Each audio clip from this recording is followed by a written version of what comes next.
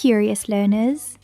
Have you ever looked outside and asked, how does rain happen? Let's find out together. The sun shines down on water. The water gets warm. When water gets warm, it turns into tiny water drops in the air. This is called evaporation. The tiny water drops float up, higher and higher. Up in the sky, they come together to make clouds. Big clouds can hold a lot of water. When clouds get too heavy, the water drops fall down. Drip, drop. That is rain. After the rain, plants grow, the air feels fresh, and sometimes we see a rainbow.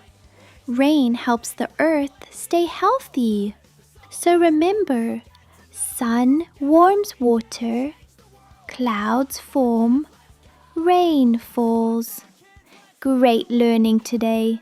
See you next time.